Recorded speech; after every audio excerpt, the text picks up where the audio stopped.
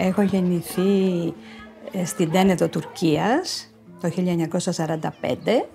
3 χρονών έφυγα από εκεί και πήγαμε στην Κωνσταντινούπολη οικογενειακώς. Βγαίναμε στη γειτονιά, εκεί παίζαμε με τα παιδάκια, τα αγοράκια, τα κοριτσάκια, τα αρμενάκια, τα καθολικά παιδιά που μιλάγανε τότε γαλλικά. Εμείς μιλάγαμε ελληνικά, αλλά μιλάγανε τουρκικά. Υπήρχε μια ποικιλία από θρησκείες και από εθνικότητες. Και έτσι ήταν καλά χρόνια.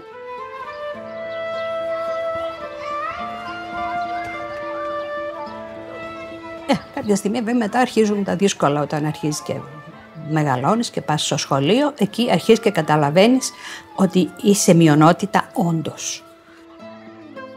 Γιατί είναι η συμπεριφορά των Τούρκων δασκάλων που σε οδηγεί εκεί να αντιλαμβάνεσαι ότι ναι μεν, εσύ μπορεί να θεωρείς τον εαυτό σου Ρωμιό, χριστιανό, ορθόδοξο και όλα αυτά και νομίζω ότι έτσι θα το θεωρούν και άλλοι. Αλλά αυτό δεν είναι δεδομένο.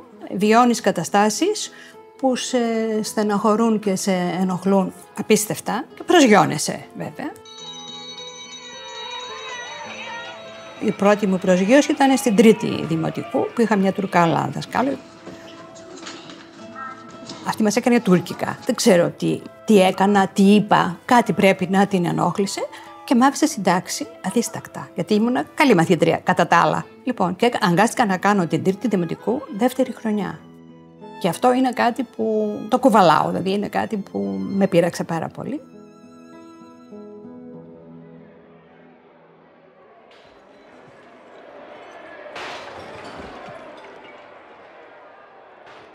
Το 1955 που γίνανε τα Σεπτεμβριανά ήμουν ακριβώς 10 χρονών. Τότε μέναμε σε μια περιοχή που είχε κοντά την εκκλησία, την Ευαγγελίστρια.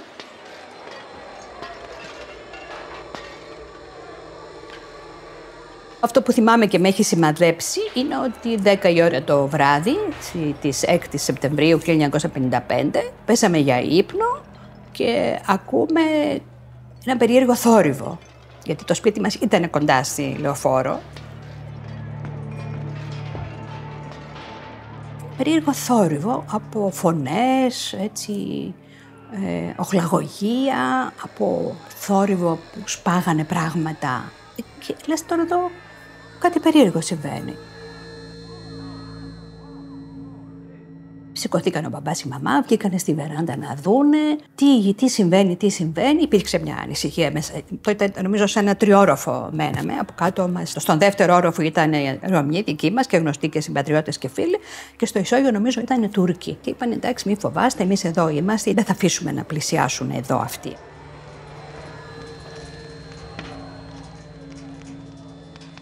Και ακούς τώρα όλο αυτό, παιδάκι 10 χρονών, είσαι στο κρεβάτι για ύπνο. Και άντε τώρα να κοιμηθείς, έτσι. Ακούς λοιπόν αυτούς τους θορύβους και βέβαια υπάρχει μια ταραχή, έτσι, ένας φόβος του άγνωστου. Ξέρεις τι γίνεται.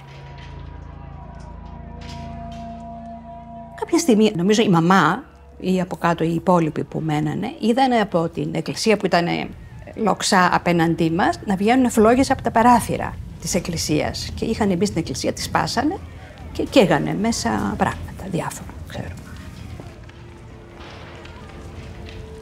Αυτό μας τρομοκράτησε ακόμα πιο πολύ και καταλάβαμε ότι τα πράγματα δεν είναι καθόλου καλά για μας.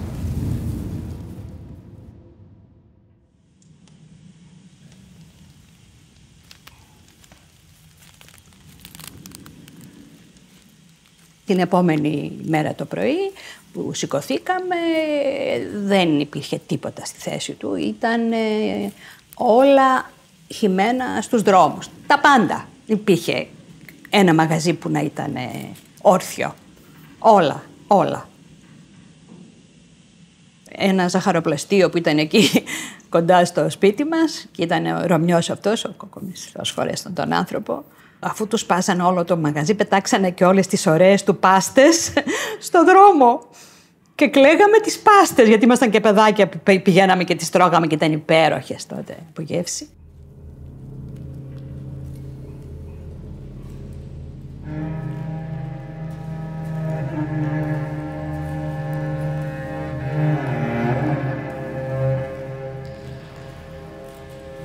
τις επόμενες μέρες που βγήκαμε είδαμε ότι δεν υπήρχε τίποτα. Κυριολεκτικά δεν υπήρχε τίποτα όρθιο. Τίποτα δεν υπήρχε στη θέση, ότι είχαν ρημάξει τα πάντα, και το σχολείο και την εκκλησία. Κάποια στιγμή είχαμε μπει και στην εκκλησία και είδαμε σε τι κατάσταση ήταν.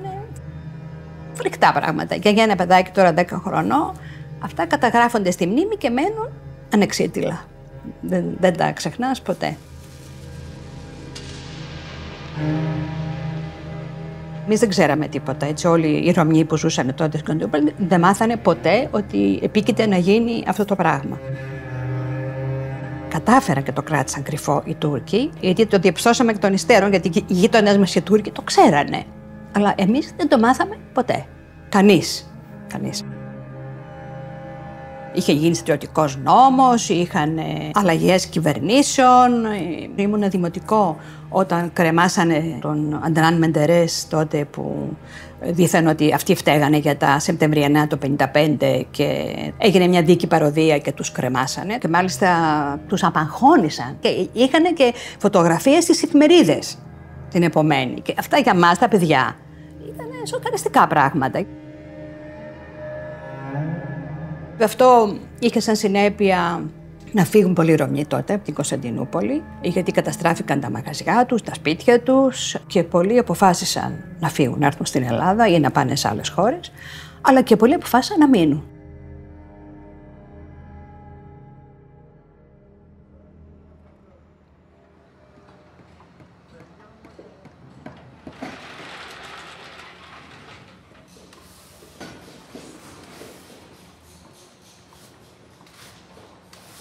Και έτσι φτιάξαν, επισκευάσαν τα μαγαζιά, τα σπίτια κτλ. Επανήλθανε. Σιγά σιγά όλα καθαριστήκανε, βέβαια κτλ. Όλα αυτά που είχαν όλοι οι δρόμοι γεμίσει πράγματα, σπάσματα, έπιπλα, λάδια, ξύδια, τρόφιμα. Και αυτό νομίζω ήταν και το μεγάλο λάθος, αποδείχτηκε των υστέρων. Έπρεπε να είχαν φύγει όλοι τότε.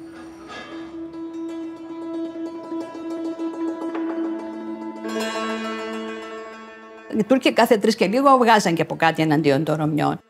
Στην πολιτική υπήρχαν αναταράξεις διάφορες, είχαμε στρατιωτικούς νόμους, μας απαγορεύανε από το σχολείο να κυκλοφορούμε έξω, μας κλείσανε στα σπίτια.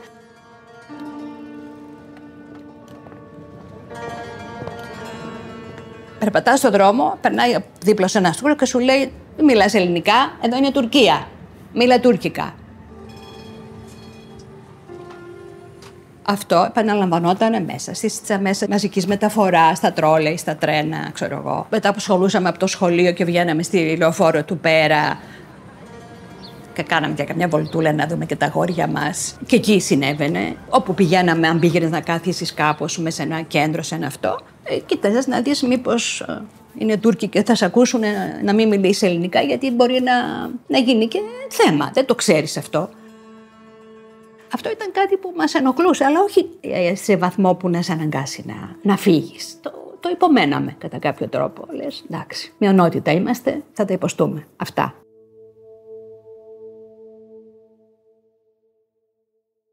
Η μητέρα μου, Θεός χωρέστην, δεν ήθελε να φύγουμε, γιατί εκείνοι είχαν έρθει στην Ελλάδα το 1922 με την οικογένειά της, που ήταν και πολυμελής οικογένεια, ήταν 5, 7, 8 άτομα, και ταλαιπωρηθήκανε πάρα πολύ τότε. Ήταν δύσκολη καιρή, 22 μετά την καταστροφή. Μένανε στο Κερατσίνι, νομίζω, κάπου εκεί, σε μια παράγκα. Τέλος πάντων, οι συνθήκες ήταν πολύ δύσκολες. Και έτσι η μαμά, επειδή είχε αυτή την κακή εμπειρία, και έλεγε: εγώ στην Ελλάδα δεν θέλω να πάω.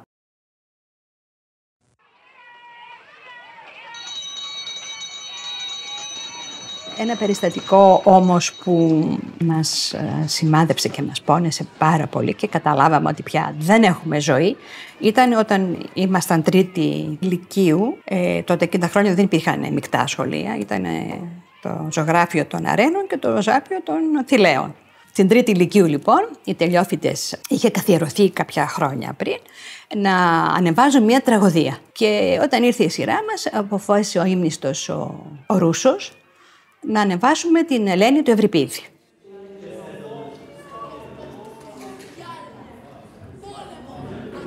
Πρόβες, ιστορίες, αυτά.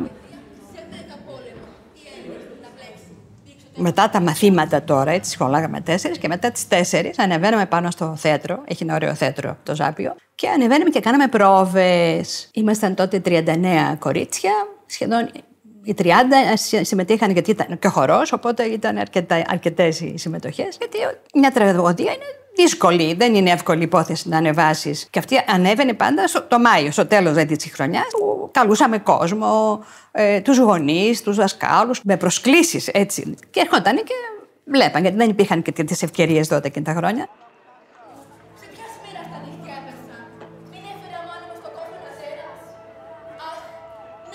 Η τραγωδία του Ευρυπίδη, η Ελένη, δεν ήταν από τις πολύ δραματικές, έτσι, γιατί εξηγεί τη ζωή της Ελένης στην Αίγυπτο.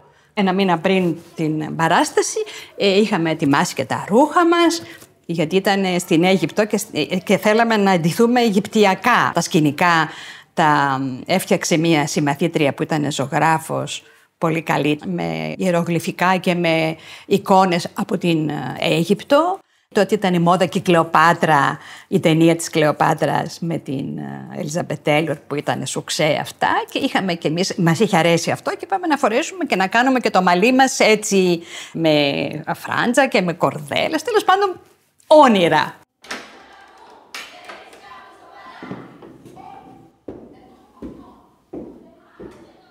Μια-δυο μέρες πριν την τελική παράσταση, ανεβαίνει να παρακολουθήσει τις πρόβες η Τουρκάλα υποδιευθύντρια που είχε διοριστεί λίγους μήνες πριν. Εκείνη την εποχή ήταν τα πράγματα με την Τουρκία πάρα πολύ δύσκολα, το 1964, και θεώρησαν οι Τούρκοι του Υπουργείου Παιδείας καλό να διορίσουν στα ελληνικά σχολεία Τούρκους υποδιευθυντές για να παρακολουθούν από κοντά τι συμβαίνει στα ελληνικά σχολεία. Εμείς επειδή τελειώναμε κιόλας δεν πολύ δώσαμε και πολύ σημασία.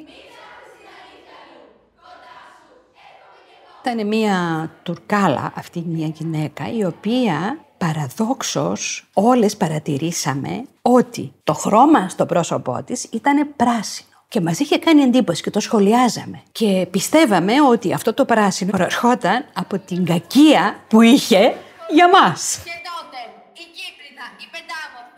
Ανεβαίνει λοιπόν στην πρόβα και παρακολουθεί από την πρώτη σειρά καθισμάτων την πρόβα. Για κακή μας τύχη και πώς δεν το καταλάβανε και ο Ρούσος πώς δεν το αντιλήφθηκε, σε ένα στίχο του χορού, είχε χορό από γυναίκες, αναφέρει ότι η Αφροδίτη, κοντά στην Αίγυπτο τότε που ήτανε, κάποια στιγμή βγήκε, λέει, από τον αφρό των κυμάτων κοντά στην Κύπρο.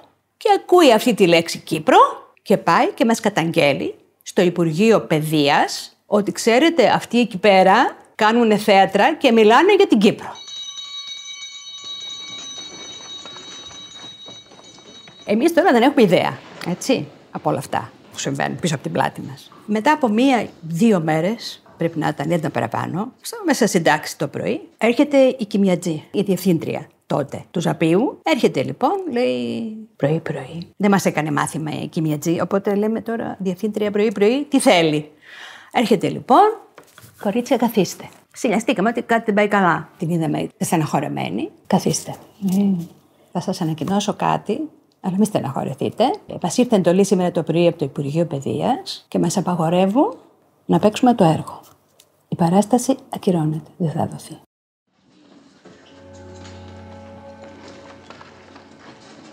Η χαριστική βολή ήταν αυτό. Απίστευτο, αλλά αληθινό. Ήμασταν 39 μαθήτριες και εκείνη την ώρα ξεσπάσαμε σε κλάματα και οι 39. Και αυτές που παίζαν και αυτές που δεν παίζαν. Γιατί ήταν τόσος ο κόπος, τόση η χαρά μας, τόση η προσπάθεια, όλο αυτό το χρόνο που πέρασε για να κάνουμε κι εμείς κάτι που μας είχε αρέσει κτλ. Και από μια βλακεία εντελώς, έτσι, επειδή αναφέρεται η λέξη Κύπρος μέσα, μας το κόψανε και μείναμε με τη χαρά μας. Και αφού κλάψαμε, εκείνη την ημέρα ορκιστήκαμε όλες ότι τελειώνοντας το σχολείο, η επόμενη φάση θα είναι να βρεθούμε όλες στην Αθήνα και δώσαμε ραντεβού μια συγκεκριμένη ημερομηνία μετά από λίγο καιρό στην Ομόνια. Και είπαμε θα πάμε εκεί και στρώμε και ψωμί και τυρί. Δηλαδή δεν μας νοιάζει, εδώ πλέον εμείς δεν μπορούμε να ζήσουμε.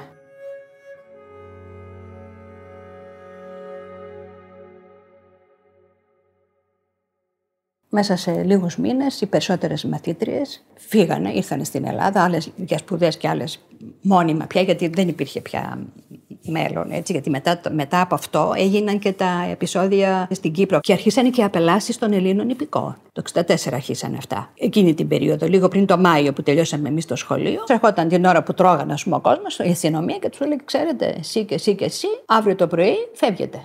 Καλέ μου, ρε χρυσέ μου. Υπάρχει. Ήταν φρικτή πράξη να τους λες $200 τη βαλίτσα σου και αύριο φεύγεις. Και αφήνανε πίσω οι άνθρωποι τη γυναίκα τους, τα παιδιά τους, τις οικογένειές τους, την περιουσία τους, γιατί δεν μπορούσαν να πάρει τίποτα μαζί του. Άλλοι είχαν μαγαζιά, άλλοι είχαν εργοστάσια, άλλοι είχαν τη δουλειά τους. Δηλαδή άρχισε να ξυλώνεται πλέον η Ρωμιοσύνη.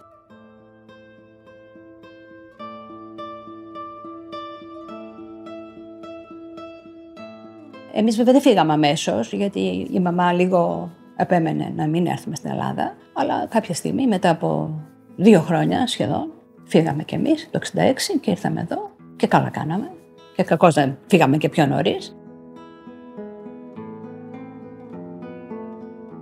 Και μετά συναντηθήκαμε. Όντως έγινε το ραντεβού με τις συμμαθήτριες στην Ομόνια κάποια στιγμή και όχι στην Ομόνια και παντού βρισκόμασταν παντού γιατί όλες είχαν έρθει.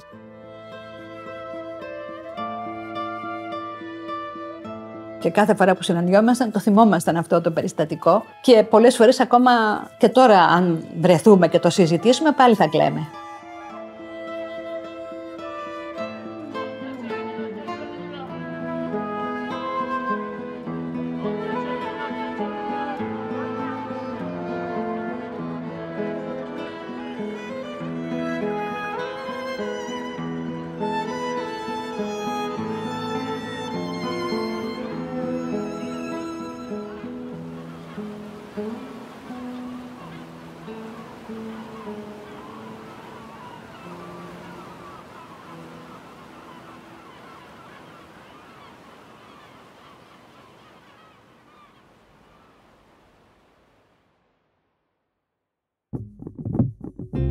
Ιστόρημα.